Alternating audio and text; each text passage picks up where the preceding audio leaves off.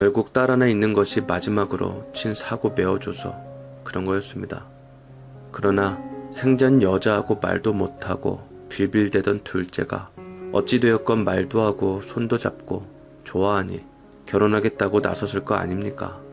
몰불 가릴 처지가 아닌 우리도 사실을 알았더라도 뾰족한 수 없이 그래라 했을 겁니다. 곧 죽어도 내 자식 총각 귀신으로 늙어 죽는 건 보고 싶지 않은 것이 부모 마음이니까요. 그런데 둘째 며느리는 그렇게 입 벌어지게 모셔오니 지가 진짜 뭐라도 되는 줄 아나 봅니다. 가구 가전 몇 개 들이니 땡이라며 집이 좁다고 애를 잡는답니다. 차마 우리에게는 말을 못하고 형수에게 하소연하나 본데 첫째 며느리 현숙이는 그런 생각이나 꼴은 절대로 용납 못하는 애에다 자기가 차마 못하는 소리 시원하게 쏘아주니 대리만족을 하는 모양이었습니다. 그렇게 둘째가 거진 매일 돈 아껴 써라, 카드 내놔라, 지지고 볶아치며 신혼 같지 않은 신혼을 보내고 있을 때 남편 생일이 다가왔습니다. 애들 모두 아침에 모여 미역국에 생일 케이크에 애들이 불러주는 생일 축하 노래 들으며 촛불 켜고 불 끄는 게 다였지만 소소하게 행복한 우리네 같은 사람들이 각 잡고 닭살 행각하기 좋은 날이었죠. 첫째 며느리 현숙이가 일주일 전에 알리고 부담 갖지 말라고 연락을 했다는데 이렇게 굳이 알림을 받았는데 어떻게 부담이 없냐며 신경질을 부렸답니다. 첫째 며느리는 패백 절값으로 50만원 받아가 놓고 달랑 커피 한 봉지 시부모에게 내놓는 애가 생일에 뭐 대단한 걸 준다고 부담 운운하나 울컥했다가 정말로 얼굴 보고 축하하는 것에 의의를 두는 자리니 웃는 얼굴 하나면 족하다고 좋게 말하고 끊었죠. 그런데 남편 생일 전날에 결혼할 친구 만나러 서울 간 애가 새벽차 타고 내려오다가 사고가 났답니다. 저녁에 소식을 들은 우리는 어쩌냐 얼른 올라가 봐라 발 동동 난리가 났고 어차피 찰과상 정도 부상인데 혹시나 싶어서 병원에서 지켜보며 대기 중이라는 말에 걱정이 조금 덜했죠. 미워도 내 며느리라 걱정이 안 될래야 안 될 수가 없어 생일상을 차리는 사람이나 받는 사람이나 침울하기 싫었는데 며느리 있다는 서울로 따라 올라간 줄 알았던 둘째 아들 동준이가 와서 반가우면서도 걱정이 되었습니다. 뭐 대단한 날이라고 왔어. 새벽에 내려온 거야? 뭐하러? 전화 한 통이면 될 것을. 아무튼 온 김에 밥이나 먹고 얼른 올라가 봐. 회사에는 연락했냐? 아휴 어쩌다가 사고가. 크게 안 다쳤다 해서 일단 다행이다. 잘해줘. 미우나 고우나 네 셋이니까. 아, 예, 멀쩡해요 뭐. 알아서 내려오겠죠. 천천히 가봐도 돼요. 아버지, 생신 축하드려요. 혼자 살 걸 덜컥 결혼해서 집안이 하루도 편할 날이 없네요. 죄송합니다. 그런 소리 말고 죽이 되건 밥이 되건 해볼 때까지 해봐. 그러고도 안 되면 때려쳐버리고. 저도 빨빨거리다 사고나고 배운 게 있겠지. 아무튼 무사하다니 천만다행 아니냐. 비싼 값 내고 데려온 마누라 잘못돼서 내 아들 호랩이 됐으면 어쩔 뻔했어. 눈앞이 캄캄하네. 웃자고 하는 말이고 밥 먹고 얼른 다시 올라가 옆에 있어줘. 그 나이에 어린 마누라 얻은 데까지 뭐. 예, 죄송해요 엄마. 얘는 아버지 귀 빠진 좋은 날 왜 눈물바람이야. 장가 가더니 철드나. 얼른 한술 떠. 하룻밤 만에 얼굴이 헬쓱하다 야. 그런데요, 이게 다 쇼였답니다. 둘째 며느리가 남편 생일날 오기 싫어서 서울에 있는 친구 어쩌고 하면서 거짓말한 거랍니다. 둘째에게 사고 났네 하자 어느 병원이냐, 그래서 얼마나 다쳤냐, 애가 달아서 묻는데 카드 긁은 게 딱 들켜버린 거죠. 지역에서 30분 거리 유명한 카페에서 카드가 긁히자 내일 있을 아버지 생일에 오기 싫어서 수쓴 것을 아들이 눈치챘고 결국 둘째네 친정 근처 유명 호텔에서 또 한 번 긁히자 쫓아가 대판하고 오던 길이었답니다. 어쩐지 마누라 사고 났다는데 태어난 데다 자꾸 미안하다고 해서 이상하다 했더니만은 이쁜 것이 이쁜 짓을 한 것이었죠. 게다가 시아버지 생일날 거짓말하고 놀러가면서 뭐 그렇게 고급으로만 돌아다녔는지 부담스럽네 어쩌네 하더니 갈수록 가관이라 첫째 며느리 현숙이가 이번 일은 절대로 묵과할 수 없다며 이를 드륵드륵 갈았습니다. 동준이는 마음이 약해서 둘째 며느리에게 질질 끌려가는 모양이라 이번에는 형제들이 나서겠다 했더니 저도 면목이 없었는지 형수 뜻에 따르겠다고 합니다. 그렇게 애들이 일을 꾸미는데 일단 이게 시부모를 사람 취급도 안 하기 때문 아니냐며 둘째 며느리가 쩔쩔매며 우리 눈치 볼 것을 걸기로 했습니다. 바로 우리 건물이요. 우리가 시내 구시가 길가에 허물어진 집 한 채 사둔 것이 있는데 10년 전에 거기로 아파트 단지 들어서고 큰 길이 나면서 5층짜리 건물을 올렸거든요. 삼각형 모양 작은 빌딩인데 1, 2층은 빵집과 커피숍이 들어가 있고 나머지 층은 학원이 들어와 있었죠. 다달이 500 정도 나오는데 이건 우리가 땀 흘려 번 돈 아니라 없는 셈 치는 돈입죠. 나중에 우리 늙어서 골골댈 때 병원비 할 생각으로 차곡차곡 모아두는데 아무튼 이 건물로 둘째 며느리를 잡아줄 생각이랍니다. 첫째 며느리는 자식 셋에게 이 건물을 증여하는 걸로 하랍니다. 현수가 너 그렇게 안 받는데 무섭다잉? 이참에 한몫 땡기려고 그러냐? 그건 우리 노후 자금인데 너희들을 못 믿어서가 아니라 원래 사람 맘이 그런 거야. 약속이고 각서고 다 필요 없이 돈은 일단 수중에 쥐고 있는 사람이 임자인 거야. 내 돈이라도 빌려주고 잠깐 맡겨둔다고 다른 사람 손에 들어가는 순간 내 돈이 아닌 거야. 증여니 뭐니 세금 붙는 거 걱정하며 챙겨도 자식놈들은 얼레벌레 돈 다 날리고 필요할 때 되면 안 준다더라. 아이 참, 아버님 그게 아니라요. 그 건물을 미끼로 우리도 둘째 버릇 좀 들이자고요. 둘째 걔 자기 아버지 택시 운전하며 고생하는 것도 몰라주는 애잖아요. 돈 무서운 줄도 모르고 그러니 당장 일 버리는데 그 집에서도 하나밖에 없는 자식이라고 오냐오냐 갚아주니 간이 배 밖으로 나와 그 버릇 못 고치는데 이게 다 우리 쪽을 얕봐서 그런 거란 말이죠. 어디 아버지 생신날에 놀러가서 다쳤다는 쇼를 해요. 그날도 호텔에 들어가서 혼자 호캉스인가 뭔가 했다는데 요거 저 너무 얄밉고 맘에 안 들거든요. 실은 신혼여행 갔다 와서 목각 인형 받았을 때부터 얘가 우리 굉장히 우습게 여기는구나 알았어요. 차라리 주지를 말지 그게 뭐야. 저희도 50 넣어줬거든요. 당장 시장에서 장사한다고 그러는 건데 그 멍청이한테 정체를 짠 밝히시고 요리 들어가시란 말이죠. 얘 쫌쫌다리로는 못 움직여요. 큰돈 살랑살랑 흔들어야죠. 너만 쇼하냐? 우리도 쇼할 줄 안다 이거야. 무엇이 이쁘다고 50씩이나 넣었어. 세상 짠순이 짠돌이가. 그날 밤 피눈물 흘렸겠다 야. 암튼 둘째 고것한테 고삐 채울 방법은 있는 거야?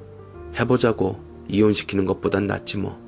동준이 남들 결혼 3번 할 돈 한 방에 썼어.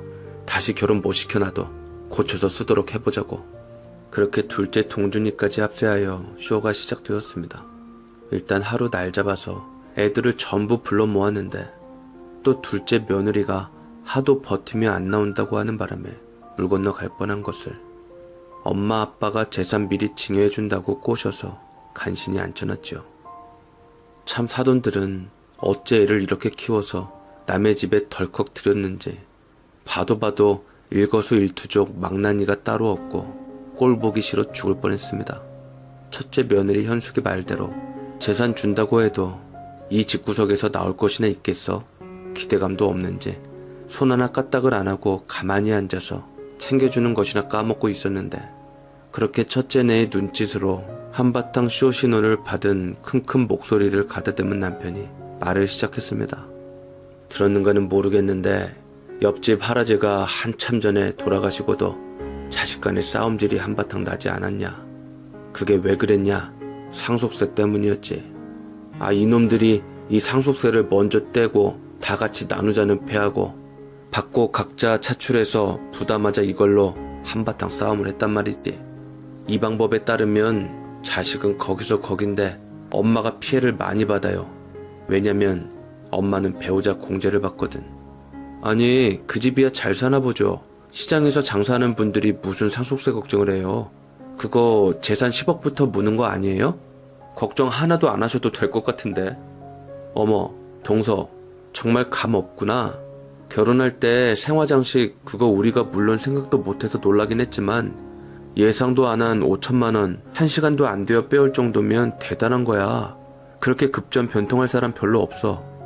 하긴 실물로 돈을 만져봤어야 알지.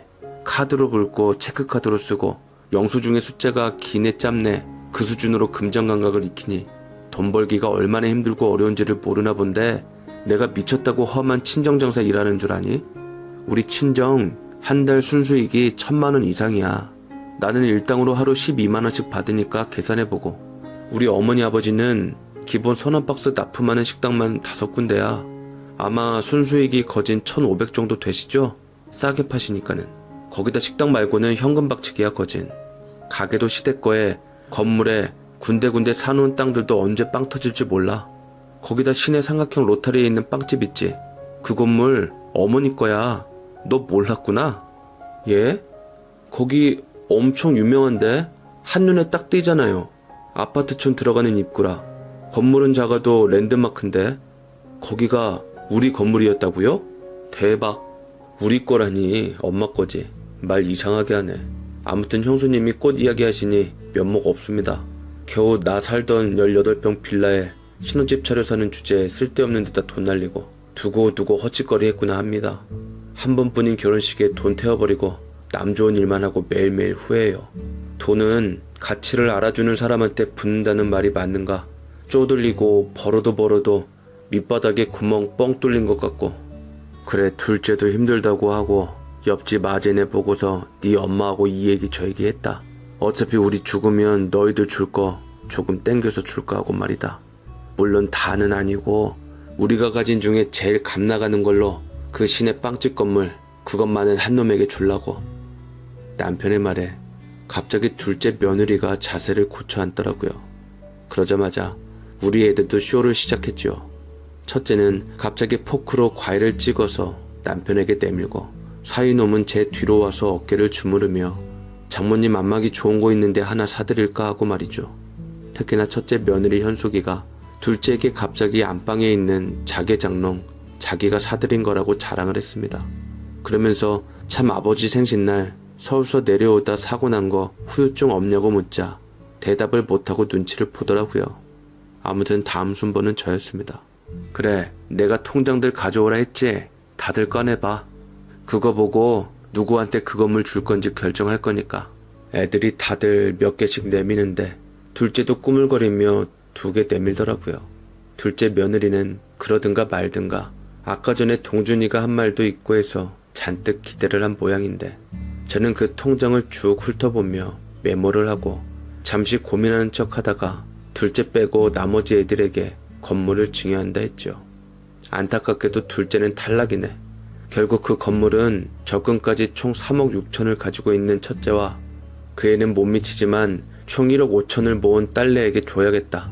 그 건물 세 받는 통장도 곧 너희들 명의로 돌려줄 테니까 열심히 모아봐. 둘째도 어차피 우리 죽으면 여기저기 자투리하고 우리가 모은 적금 가져갈 수 있으니까 너무 실망 말고. 첫째네와 딸내는 부부가 오보하며 손뼉을 치며 너무나 신나하면서 감사합니다 큰절을 막 하는 와중에 둘째 동준이가 기대감이 깨져서 실망한 표정으로 그럴 줄 알았다며 바닥에 궁뎅이를 착 붙이고 아쉬워하는 것을 제가 냉정하게 너희는 우리 죽으면 가져가라 하고 치워버렸죠. 그랬더니 둘째 며느리가 침을 꿀꺽 삼키며 저에게 따져 묻더라고요.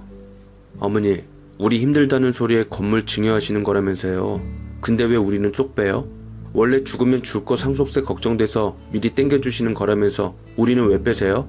우리가 제일 가난한데 가난한 자식을 도와주셔야죠. 그 건물 어머니 거 아니죠? 이런 법이 어딨냐고요. 주는 건 내 맘 아니여? 내가 왜 미리 준다고 하는 건데 애착가지라고 하는 거야. 나중에 주면 셋이서 뿔뿔이 나눠 가진다고 싸우다가 건물 팔을까봐. 나는 그 건물은 너희 때도 쓰지만 손주들 때도 덕보기 하고 싶거든. 그래, 다른 것은 안 봤어. 싹수를 봤지.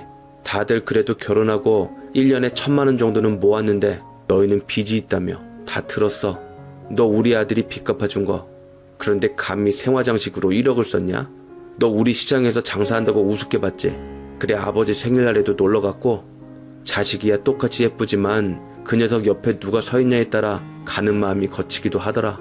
내가 괘씸해서 헤어지라고 하기도 뭐하고 그냥 살라고 하기도 뭐하고 골치가 아파. 그 건물이 내 거 아니라고? 의심스럽거든. 우리 동준이 놓아주고 그 건물 주인 찾아가든가.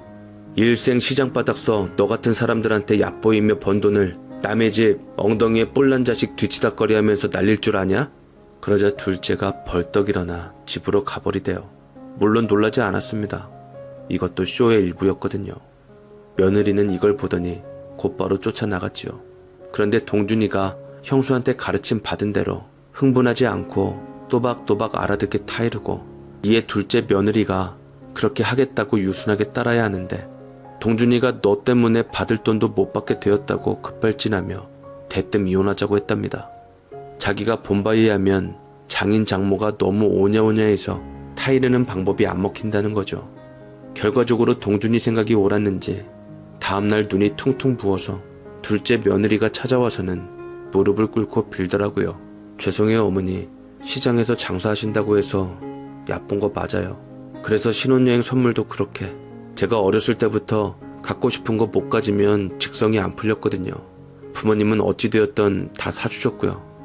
그래서 발리 간 김에 시댁 식구들 어차피 시장에서 장사하시는 분들이니까 신경 안 썼어요. 제 물건 사느라고요.